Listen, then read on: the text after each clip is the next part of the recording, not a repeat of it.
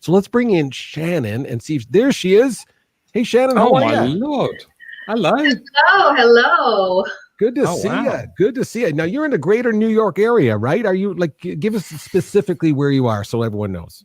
Okay, so it's called Riverdale, which is like a really small, like little suburb area of New York, and I absolutely love it because I'm originally from Tennessee, and it kind of makes me feel like I'm home. Awesome. Love that. Well, I just want to give a couple quick shout outs to you for a number of different things, but you are a strong proponent, obviously, working with healthcare and organizations, talking about LGBTQ and inclusivity, all that kind of stuff. So bravo to you. And I just want to give you big props because I understand you are a nurse. Were you or are you? Always a nurse. Once a nurse, always a nurse. Always a nurse. Well, my mom was a nurse. So I'm my super soft spot for nurses. And thank you so much for everything that you do. I'm going to leave you with Stephen with your question. Thank you for being on the show. We appreciate it. Oh, thank you, Peter. All right, just slide a little bit towards the center, just a touch. There you go. Beautiful. How are you? I'm good. And, you know, I really appreciated your comments earlier when you were talking about the same sex type of feminine and masculine energy. So Thank you for recognizing same sex relationships. Human beings. Yes, absolutely. When everyone gets into the debate about whether it's guy, girl, it's human beings. Exactly. Number one, my view is, as if you're in a relationship with someone, I'm a card-carrying member of I Love the Girls Club, but I have no problem with people who are different. My only view is respect everyone. If you're in a relationship, I don't care who it's with, just respect them. Yeah, that's the secret. Absolutely. Yeah, simple as that. Simple as that. What are we talking about today? You look wonderful with your background. It's beautiful. Well done. I just did this today. I did like my LinkedIn story, putting this up and everything. So thank you for the comment. It's gorgeous. No, I love it. It's really good. It matches all the show coloring as well, which is cool. So what are we going to talk about so we can serve and help some people listening?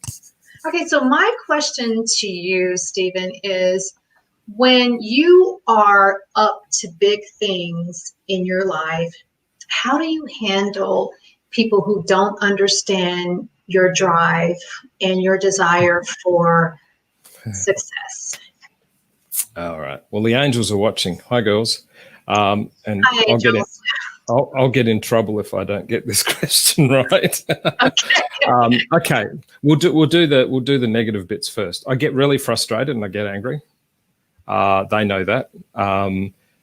But I try as best as I can not to be disrespectful.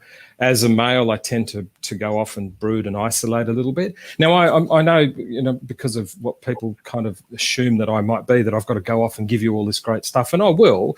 But my first interactions when I get hurt, especially when you give as much as what we do in Sadieland, and we care as much as we do in Sadieland, and I'm not suggesting that's any more or any less than anyone else. I'm just proud of the extent of what I do.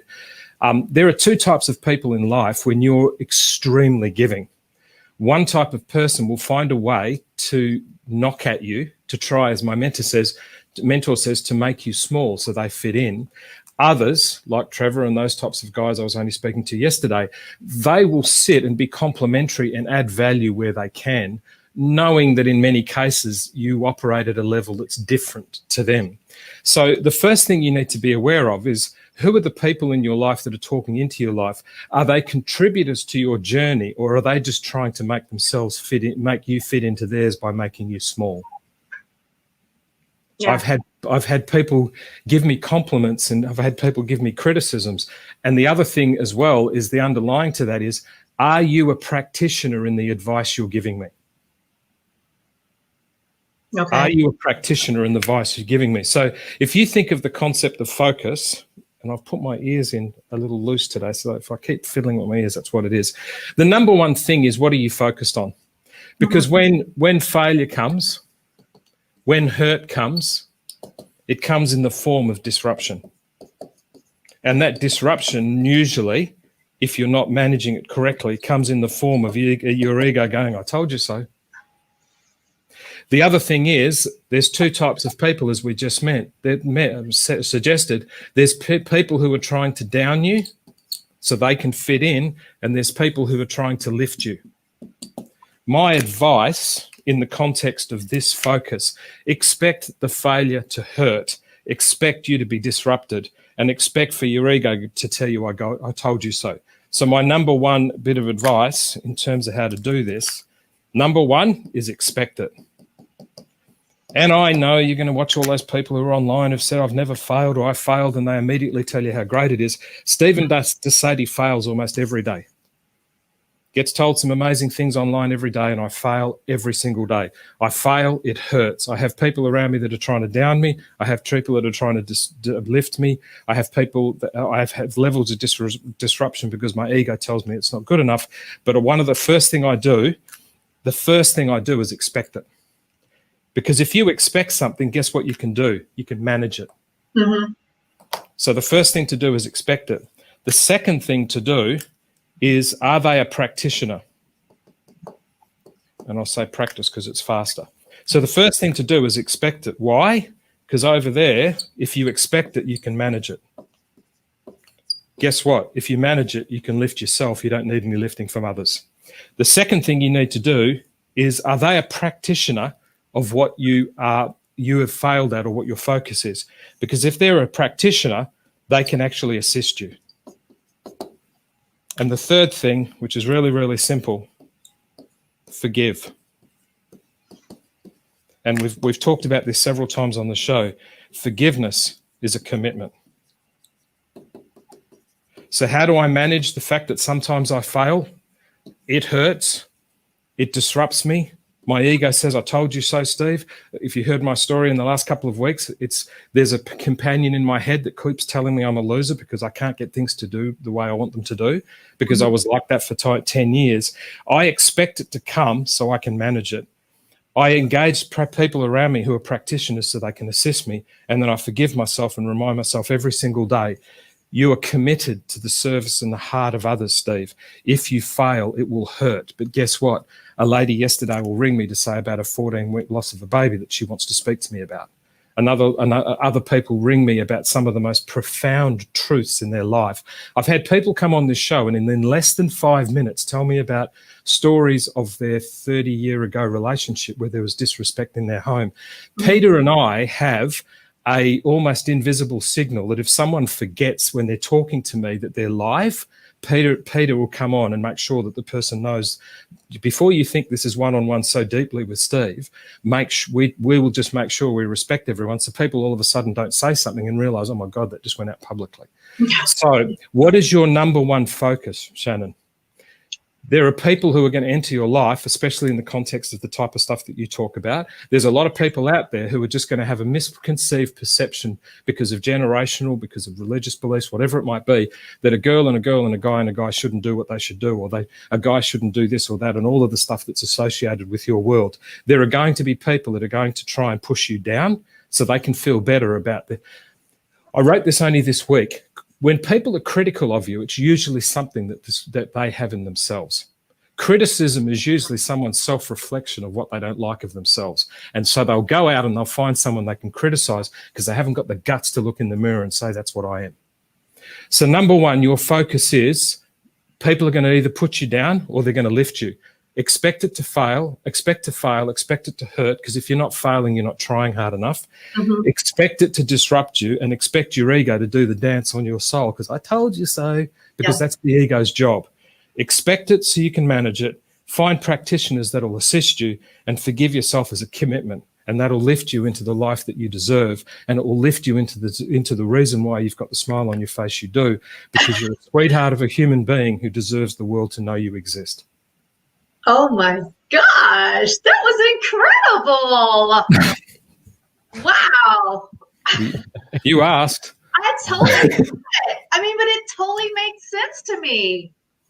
You know, I wanted to jump in to make sure I didn't misunderstand something, Stephen. So forgive me if I got something. Yeah, no, go for it. And pardon me for adjusting my ears, everyone. I put these on poorly today. So go for it, Pete. So first of all, Shannon, I love that reaction. And that's what every time I see him, I just go, what did he just do? What was that? So I appreciate that.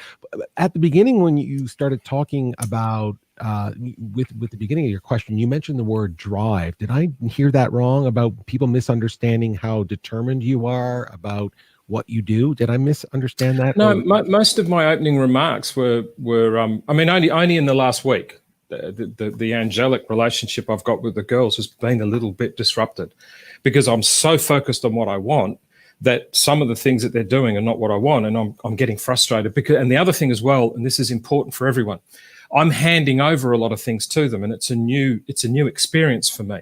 I'm not used to anyone sharing the screen with me like this. I don't mind. That's the easy bit. But me handing off some of the editorial stuff, me handing off all of the reason I don't know who's on the show, Lou's doing all of that now from the Angels, editing all of the stuff that's coming out. Jane's doing based on all the templates. So one of the things is when you've got such a focus and such a drive, this is in 2 answers, Pete, when you've got such a focus and you do find practitioners to come and assist you, it gets really important that you find people who can practice 2 things. They can practice the execution of what you're telling them, or they can practice following the leadership you're giving. And those 2 things are sometimes challenging because people will come in and go, okay, cool, Steve, let me tell you what I think we should do. And I've been doing this for 20 years, and I've also got to drive. The other thing as well is you've got to accept the responsibility of what's coming, everyone. Now, your responsibility may not be that ladies will ring you with you may not find out that there's ladies who have got children that have died after 159 days coming and asking you questions. You may not have people who have had situations with children. You may not have that. It may not be your world. But guess what? The responsibility of someone's truth, regardless of what it is, doesn't have to be, oh, it's because of an infant child that's gone. It's because of a pregnancy that was lost. Said beautifully, respectfully to those amazing ladies, your responsibility is to someone's truth. Can you help me edit a video? Can you help me understand how I should actually exist in the world Shannon represents? Can you help me to understand how I might be able to get from this part of town to that part of town, because you don't know the story of why they're needing instructions from you. So if you're in the street and someone says, can you tell me how I get to ABC? You don't know why they need to go there. So don't anyone think that your responsibility to be a gift to someone else is based on the level of emotive impact. Oh, I don't have the stories Steve has about all the things he says about people approach him about. If someone in the street asks you for directions, have the responsibility to serve their truth. Yeah. Shannon, does that make sense? Does that make sense? Yeah. Oh my gosh, it makes total sense. Like, it's so clear now. Oh, that's awesome. No, that's so fantastic. Shannon, why did you ask the question?